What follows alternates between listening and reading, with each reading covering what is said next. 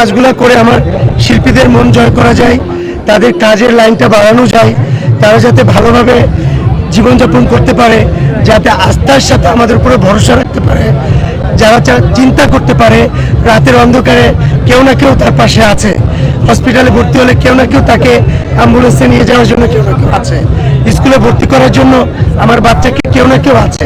So এই কথাই বলবো। আর আমি একটা সবসময় বলি, আমরা এখানে যারা আছি তারা সবাই গুড মাইন্ডের লোক। আমরা কখনোই কোনো ন্যারো কোনো কিছু চিন্তা করি না। আমরা মনে করি ভুল ভ্রান্তি তো সবার হয়েই থাকে। আমি মানুষ, আমি দেবতা না, আমি ভুল ভ্রান্তি হতেই পারে। সো আমি সবসময় ক্ষমা চাইতে পছন্দ করি।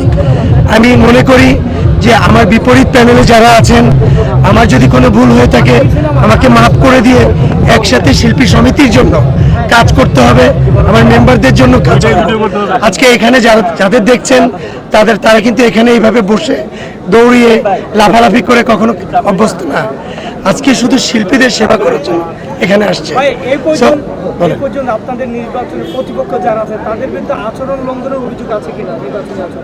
আমরা অলওয়েজ বলছি, আমরা অলওয়েজ পজিটিভ। আমাদের চোখের সামনে অনেক কিছু ধরা পড়লো আমরা ধরবো না এবং আমাদের কোনো ভুল হলে সেটাতে আমরা আরও তাদের কাছে ক্ষমা প্রার্থী জানাই। সবসময় আমরা অলওয়েজ একটা পরিবারের মানুষ, একসঙ্গে চলতে গেলে একসঙ্গে ফিরতে গেলে ভুল ভ্রান্তি হবেই। সো সেটা আমরা সবসময় ক্ষমা সুন্দর দৃষ্টিতে দেখব, এটা আমাদের কাছে, এবং আমরা তাদের কাছে সবসময় প্রেরণা করি।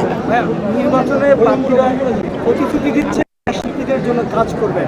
আমরা ঈদের সময় যাদের সিনেমা মুক্তি পায়, শাকিব খান, আফরান নিশো, সিয়াম, যাদের মধ্যে তাদের সক্রিয়তা আমরা দেখতে পাই না, কারণটা কি আসলে এই নির্বাচনে মানে ভাই এটা টোটালি পার্সোনাল ব্যাপার, এটা টোটালি যার পার্সোনাল ব্যাপার।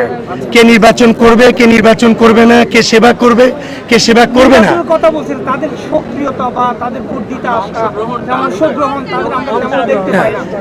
হ্যাঁ, এটা আমি বলি যেহেতু আমরা তো এটা প্রতিনিধি হিসাবে কাজ করছি, আমরা প্রতিনিধিত্ব করার খোদা আমাদের কাছে আছে, সেক্ষেত্রে কাজটা আমরাই করব।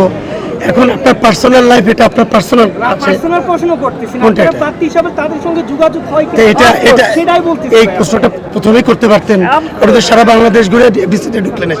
আচ্ছা যাই হোক, ওইটা না, সেটা হচ্ছে সবার সঙ্গে আমার কথা হচ্ছে, সবাই আমাদেরকে অনেক সাপোর্ট করছে। এর আগে সোশ্যাল মিডিয়াতে দেখেছে, আরও অনেকেই আছে আমাদের সিনিয়ররা, সবাই আমাদেরকে অনেক সাপোর্ট করছে এবং তারা চায় শিল্পীদের জন্য একটা সুন্দর কমিটি আসুক, যারা শিল্পী সমিতি করবে।